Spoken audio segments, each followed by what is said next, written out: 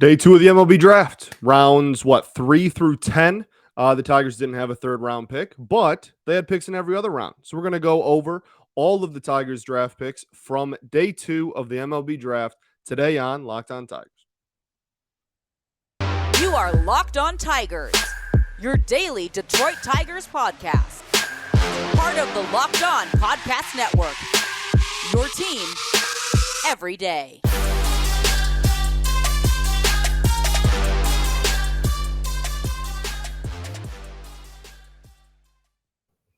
What is up, everybody? Welcome back to another edition of Locked On Tigers. I'm, of course, your host, Scott Bentley. Today is Tuesday, July 19th, 2022. Thanks for making Locked On Tigers your first listen every single day. We are free and available wherever you get your podcasts. Including YouTube, by the way. Bang, bang. Okay, so the second day of the MLB Draft was on Monday. That's all we're going to talk about. We talked about the Torkelson thing yesterday. We talked about the first two picks, the first two rounds of the MLB Draft yesterday. We talked about recapping the games from the weekend, which were not very fun yesterday. We did all that in a jam-packed episode yesterday. So today, we will just do MLB Draft because there's really nothing else in the Tigers organization to talk about at the moment. That is the biggest news story within the org. So there you go. We did not have a third-round pick because of the signing of Eduardo Rodriguez. So if we didn't sign Erod and we didn't trade Isaac Paredes for Austin Meadows, then this team would have had a first round compensation pick, and that would have been in between the first round and the second round, and they would have had a third round pick like most teams just normally do. But because of the type of free agent that Erod was, we lost our third, and then we traded away our compensation pick for Austin Meadows, pairing it with Isaac, as I said. So Tigers just had a first. They had every round except for the third, and they had no compensatory picks. So there you go. So no third. So starting off with the fourth round. Okay, I guess I'm trying to think. It feels weird just like not talking about a baseball game at all, and I'm keep thinking like, oh, there's something else I want to talk about. There's something else I want to bring up, and there just isn't. Like, this is the show. The show is, and it's awesome. I love draft season. I love breaking down and looking at prospects. So it's fun. It's just not normal for me to not talk about a baseball game in the middle of the summer, right? Like that's what I've been doing for over a year now. So okay, let's just get right into it. The fourth round, our first pick of day 2.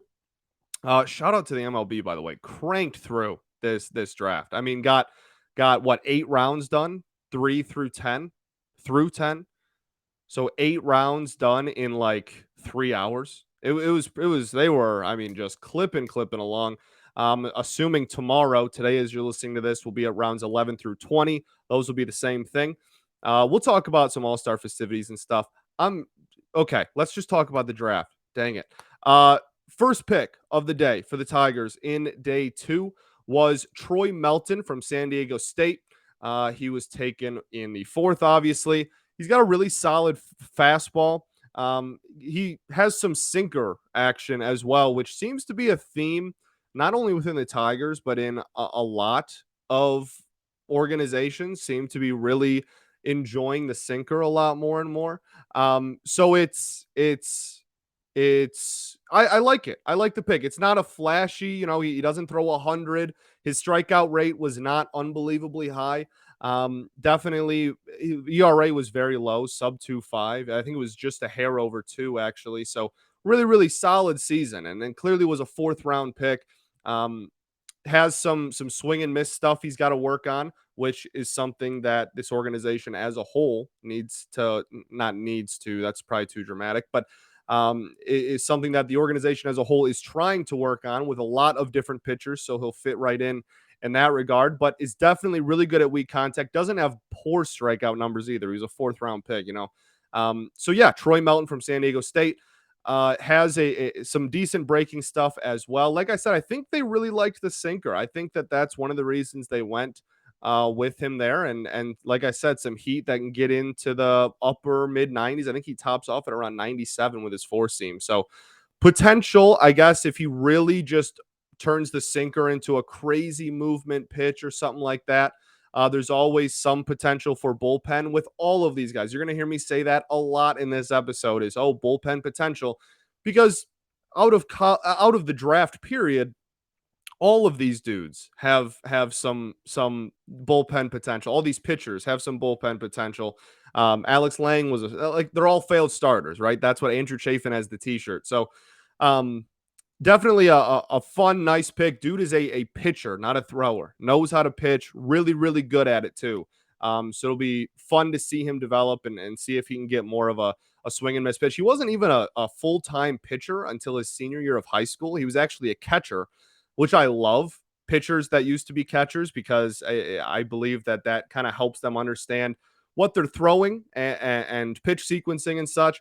So I really like that. Means the arm is relatively young still, because he hasn't been pitching 9 innings since he was 12 or whatever. I really like it. Has taken huge strides. If you would have said that this dude would be drafted in the first 5 rounds, even a year and a half ago, you probably would have gotten laughed at. He has taken massive strides and had a phenomenal draft season. So congratulations to Troy Melton, and that is your Tigers 4th round pick. I do want to quickly, we'll get into the Tigers for sure. That's going to be the whole episode. I want to talk Brock Porter, though. Brock Porter was a projected top 15 pick in this draft.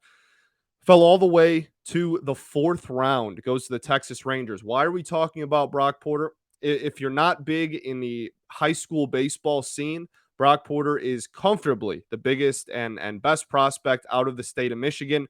Collegiate athletes included into that. He was the highest ranked athlete from either a Michigan school or a Michigan high school by a landslide. He is a pitcher that can touch 99 miles an hour at 18 years old.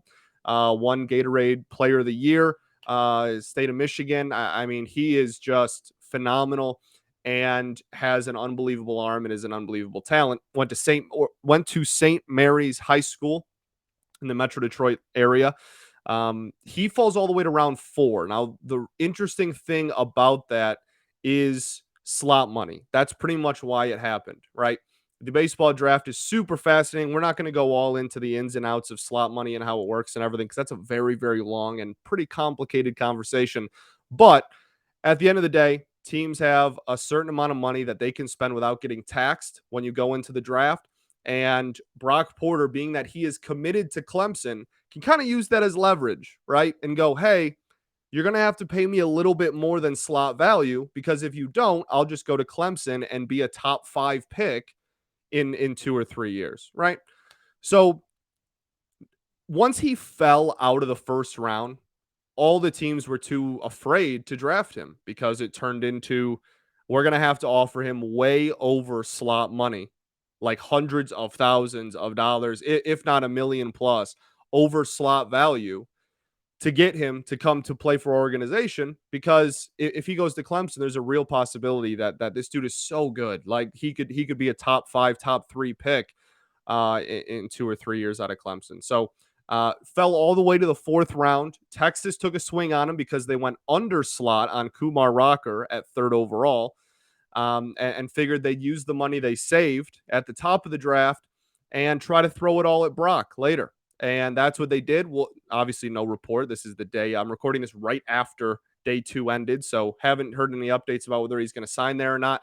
They're going to have to throw a lot of money at that dude to get him to not go to Clemson at this point. I think you're going to have to go pretty hefty over slot, like way over slot, to get him to go there, because he's such a good talent and could be a high 1st round pick at the end of the day. But just an interesting thing. He's a local kid. He's a big name. He's as big of a name as any of these kids in the Detroit area. So I thought, even though this is Locked On Tigers and he got drafted by the Rangers, I'd bring him up. We will get into the rest of the draft picks for the Detroit Tigers on day 2. But first, I got to tell you all about our friends over at BlueNile.com. Blue Nile has simple online tools to let you choose the diamond's shape, size, and clarity, as well as setting style. Blue Nile's bench jewelers will then handcraft her perfect engagement ring.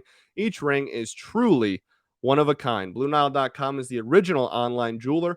Since 1999, they've helped millions of couples find their perfect engagement ring. Blue Nile is committed to ensuring that the highest ethical standards are observed when sourcing diamonds and jewelry.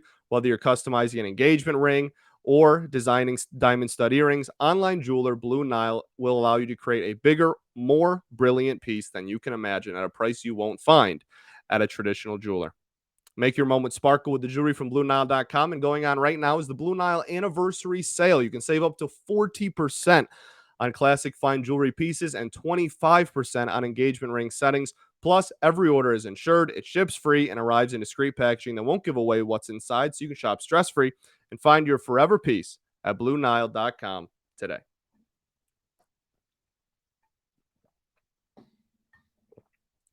All right, everybody. Let's get right back into it. Segment 2 here at Locked On Tigers. We are recapping day 2 of the MLB Draft, talking about who the Tigers took. Let's just get right back into it. So didn't have a third. Troy Melton, San Diego State, is the 4th rounder. Looking at the 5th round, Luke Gold from Boston College, third baseman is what he was drafted as.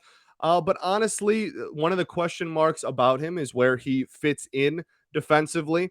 Could end up at second base. There's talks of first.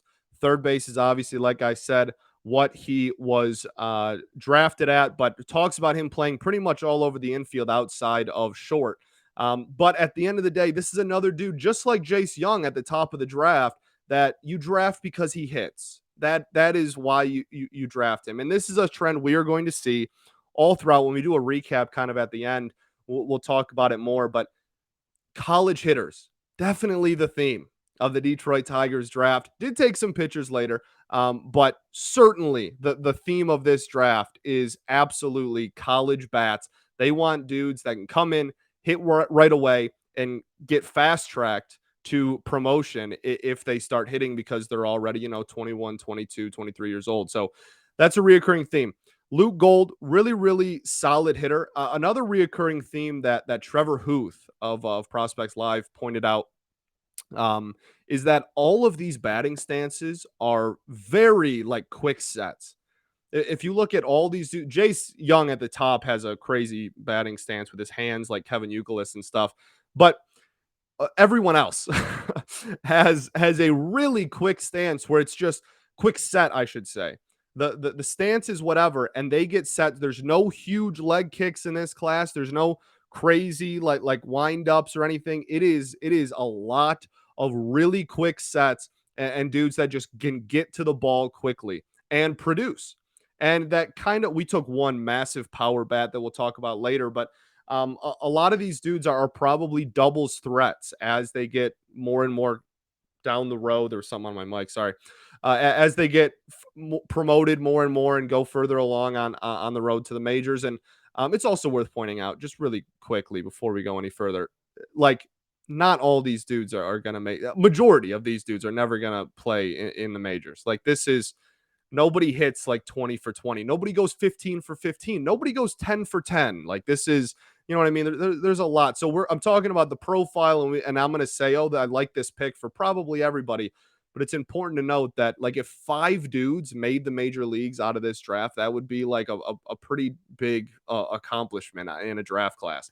And we're coming off of a 2021 draft that was widely considered by national media and local media to be a really, really solid draft after the first round, I guess is what I'll say to that.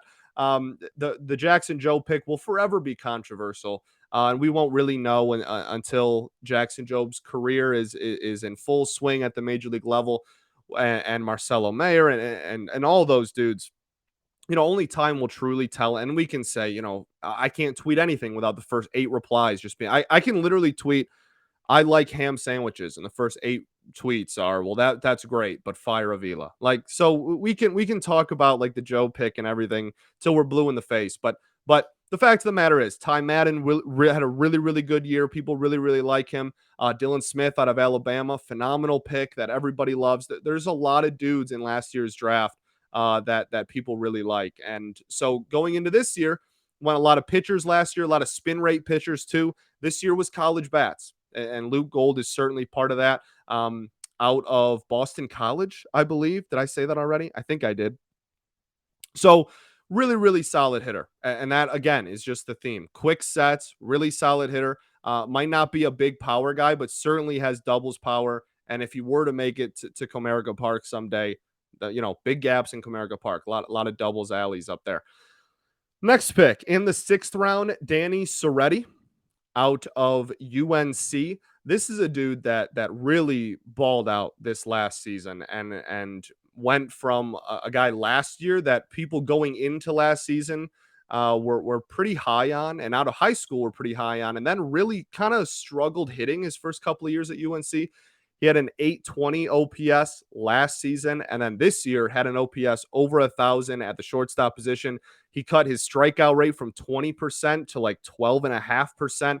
He's a switch hitter. Some scouts are kind of weird on his swing. There's some that like his swing and it's effective, and there's some that, it takes him, it has weird plane and everything, all the technicalities that make a good swing, which at the end of the day is pretty subjective. But there are some scouts that don't like his swing very much.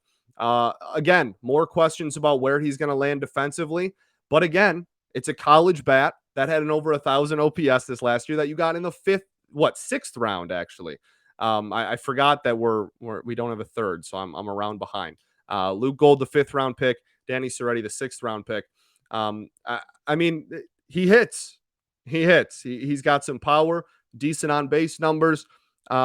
All about where he's going to land defensively. A lot of people are saying second base probably more likely. Has a solid arm, but it's the range in question. But again, like I said, at the end of the day, this organization pretty desperately needs hitting depth. If you look at the top 30 in the organization, if you look at just all the teams and all the organization as a whole, desperately needs hitting depth. And we were top heavy with hitting, and then those guys got promoted, and now it's a little shallow. Not weak, but shallow. So I love this approach. I love for going for all these college hitters. I was a pretty big fan of our draft as a whole. In the 7th round, we took outfielder Seth Stevenson from Tennessee. If you watched a lick of college baseball this past year, you know that Tennessee was an absolute powerhouse in the regular season. One of the better regular season teams that we've seen over the last couple of years. Did not get the job done in the College World Series, but really, really good roster. Seth Stevenson was an outfielder on this team. He's bounced around a little bit, has played some second, has played all 3 outfield positions at times in his high school and or college career. So bounced around a little bit there, but this is an athlete, and he speed kills. Like, this is, if you're big on speedy guys, this Seth Stevenson is your pick in this draft. Another college bat, and had good batting average, really good bat to ball skills. But the biggest thing, the biggest thing with him is going to be the speed. That is going to be the overwhelming trait in this one. Some call it borderline like elite speed. His 60-yard dash, I believe, was like a 6.1 or something like that, 6.17. Crazy speed. 25 stolen bases this past season at Tennessee. Not a slugger. I think I tweeted this out. Not a slugger, but a speedster, right? Like that's him. And he's got a really good arm in the outfield as well. So if he can just hit the ball into gaps, right? Just get it over second base and shortstop's heads. He's going to have a lot of fun on the base paths. And he, with his speed, can be very effective defensively in the outfield. And he has a really good arm. Like, this is a guy that the traits play, right? The profile plays. And he's never going to be a 20 plus home run guy, but you're not drafting him to be that. So the profile is really fun, right? Like those speedster guys that play good defense and can run the bases well, those are electric players. And he was certainly very fun to watch at Tennessee this season. So that'll be a fun one to keep an eye on for. Seth Stevenson, your Tigers 7th round pick. We will get into the last 8, 9, 10, 3 picks of the Detroit Tigers draft. Of day 2 of the Tigers draft, rather. We got rounds 11 through 20 on Tuesday. But first, I got to tell y'all about our friends over at Built.com. The Brownie Chunk Built Bar is here, and it's now been given the Puffs treatment. They sent all the hosts a couple Brownie Puff Chunk bars. They are the greatest thing I've maybe ever tasted. And it's fascinating because I got like the box. There was like 8 of them in there just so we could try them, and we knew what we were selling. And I took them over to like 2 of my best friends' houses, right? And I took them over there, and I was like, hey, like we got some more Built Bars. Let's try them. We dug in, and they immediately ate them, loved them, and then hopped online and ordered more of their own. They are phenomenal. They have little chunks. They're covered in 100% real chocolate, as we know, but they have little chunks of like brownie chunk and like cookie dough chunk in it. It's unbelievable. And the fact that it's good for you never fails to amaze me. So it, you really you have to you got to go try these out, and like I said, the best part is they are really good for you. You can enjoy them completely guilt free. They have great protein. It's unbelievable. Built has truly done it again. So go to built.com and use promo code lock15, get 15% off of your order. That's promo code lock15 for 15% off at built.com.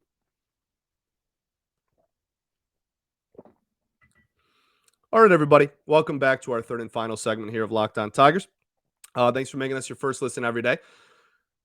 Real quickly, which NFL stars move the betting line the most? Starting on July 18th, Locked On gives you the 50 most valuable players in the NFL from the odds makers at Bet Online. Available July 18th on Locked On NFL, wherever you get your podcast, including YouTube, just like us, baby. Okay, let's get into these last 3 picks, and then we'll just kind of do a recap really quickly on day 2 and the draft as a whole, and what we're going to look for tomorrow. In the 8th round, the Detroit Tigers take Jake Miller from Valpo, baby. So this is a really interesting one. First off, there is not much on this dude. This is not somebody that I was familiar with going into the night, which is in the first 10 rounds, like kind of, there's something on everybody. And there's not a whole lot on him. I will say his strikeout numbers are solid, and he's got a pretty good fastball by most reports. The biggest thing with him is he did give up a lot of hard contact. He gave up a lot of homers, and his ERA was over 5. And you kind of look at that and you're like, why are we taking a dude that has an ERA over 5 in the 8th round? But his strikeout stuff is really good. His strikeout numbers were really, really solid. Really good stuff. This is like a possible bullpen play, right? You take guys that maybe when they're stretched out into being a starter, give up a lot of hard contact. You move them to the bullpen, tell them to only focus on an inning. He did have one relief appearance this year. It was 3 or 4 innings, but it was a shutout ball. It was really solid. So this is a guy that I look at and I see bullpen. There's absolutely nothing wrong with that. Lord knows the Detroit Tigers of all organizations, given our history of bullpen issues, know how important a bullpen is to a competitive team. So 11K per 9 this year. Definitely a project play. And I only really say that, not with a negative connotation, but just because he did give up so much hard contact, that it's maybe about finding the balance of when to attack in the zone, when to get somebody to chase. You have the stuff to chase. You don't be afraid to go after people, but also don't be afraid to throw a ball in the dirt and see if somebody will go after it. So some command stuff to work on as well. Decent fastball, low mid 90s at times. I circle it as possible bullpen future, but Jake Miller out of Valpo, the Tigers' 8th round pick. Okay, 9th, 10th recap. All right, 9th round pick is one of my favorite picks in the draft. Andrew Jenkins from Georgia Tech is the 9th rounder. So I watched Andrew Jenkins a lot this year because I watched Parada, the Georgia Tech catcher, who was a first round pick and was mocked to be top 10, even like top 6 or 7 in this draft at one point. Fell a little bit on draft night to the Mets. But Parada is a guy that I love, and I love all catchers. That's just like that. I've made that pretty obvious. I was a catcher my whole life. I love catching, and I love catchers. So anytime a catcher is projected to go like high in the first round, I'm going to watch a lot of you. And so I even caught a game at Georgia Tech Stadium. Went down to Atlanta and caught a game, and Parada was fun. But Andrew Jenkins is a guy that was really fun to watch. And again, where's he going to land on defense? We drafted him as a first baseman. This is a dude that has caught before in his life. He has played outfield before in his life. There are some scouts that think he plays as a first baseman. But at the end of the day, he had a 1,119 OPS. And that is why you drafted him in the 9th round of the MLB draft. Why did he slip this far with an 1,100 OPS? Two reasons. One, first basemen are I don't even want to say disrespected, but nobody values first baseman these days. You can get a first baseman that has like a 2,000 OPS in like the 12th round. Seriously, it's remarkable. So that's obviously an exaggeration. Don't be weird. But you can get really good hitters that play first base late in the draft because people just don't value them anymore. And so that's kind of what we did here. The other thing is he is aggressive as heck. He is not going to get cheated. And that leads him to have some pretty high strikeout numbers. They talked a lot about sliders low and away being kind of a weakness. We are very used to that, thanks to some players on the major league team. So that'll be something that developmentally he will have to work on and he will have to grow on. But at the end of the day, this dude rakes, has a lot of home runs, a lot of power, had a batting average in the high 300s. He had like a 380 batting average. He had 100 hits in 60 games. Like that with great power, I'll take it. He's not going to walk a lot, and he's going to rack up some strikeouts. But if the bat plays and continues to grow, another college bat, right? If it continues to grow, that's going to be something that we're going to be willing to look over. And in the 9th round, you're talking about the 9th round of the MLB draft. It's worth the risk. Which is probably something we'll say about every single person taken. After the second or third round, you're getting in a territory where you're just taking risks and taking projects. And I like a risk with an OPS over 1,100 at a pretty big school. Final pick of the day, Tevin Michael out of Oklahoma was the Tigers' 10th round pick. This is a really fun one as well. This is a reliever out of Oklahoma. Oklahoma had a pretty solid season. Wow. That's one of the bigger schools in the baseball world, right? And he was one of their highest leverage relievers this season. He's 24, which kind of raised some eyebrows. He was a grad transfer. He only played 1 year at Oklahoma, and it was this season. Came from a much smaller school before that. But this is a really fun dude that has a fastball that can get up into the mid, even upper 90s, has some good movement as well, has a really nice slider that has some good velocity on it.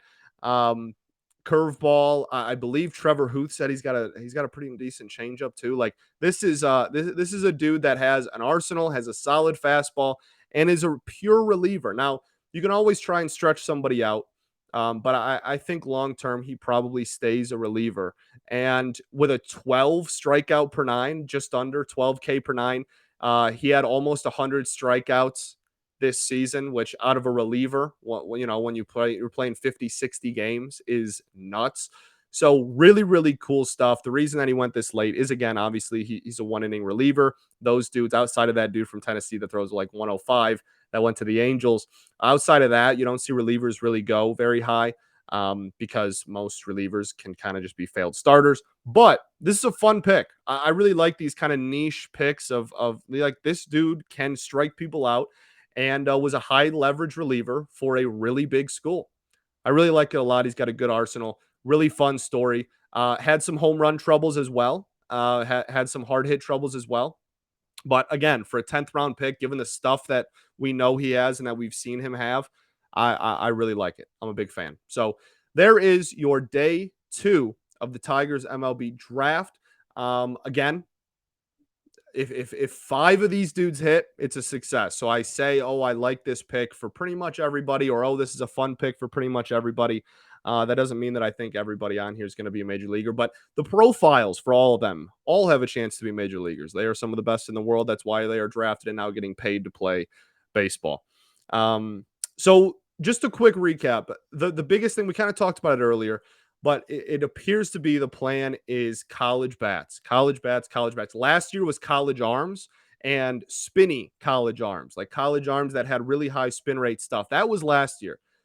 We filled our organization full of those. Now this year is the college bats' turn, and I like it. Again, this organization desperately needs to add to their hitting depth across pretty much all levels of the minors, and they are certainly doing that. So I am a big fan of this draft. I like what it does for the organization. I love the optics of it. I'm a fan. I'm a fan of day 2 of the Tigers draft.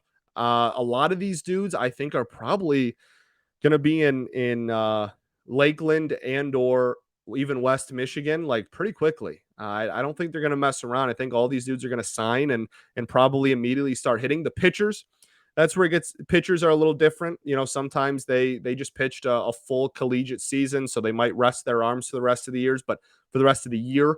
But with hitters, man, hitters, you can just send them right back out there after they get drafted. So I would imagine that we will see these dudes in the next several weeks, probably in August at the latest, starting to play some baseball in Tigers affiliated uniforms. So there you go. Thanks for making Locked On Tigers your first listen every single day. Now make your second listen Locked On MLB Prospects. Host Lindsey Crosby is a prospect encyclopedia. He's going deep on the MLB stars of tomorrow. It's free and available wherever you get your podcast. If you want more of a broader outlook of the MLB draft, Lindsey Crosby has been doing a phenomenal job, as well as the host of Locked On Guardians. They've been doing a great job covering the MLB draft. So be sure to check them out as well. Keeping it within the network, Locked On has done a really good job covering the draft. So definitely check them out if you're interested in other teams or like winners and losers of the draft and whatnot. But Detroit Tigers, there's your day 2 recap. We will have a day 3 recap tomorrow. We might talk a little bit about All-Star festivities if Miggy does something cool or anything like that. But same time, same place tomorrow. You know the drill. Thank you. I already said that. Okay. Peace and love. Going at Davies Dope. I'll catch you tomorrow, baby. Go Tigers.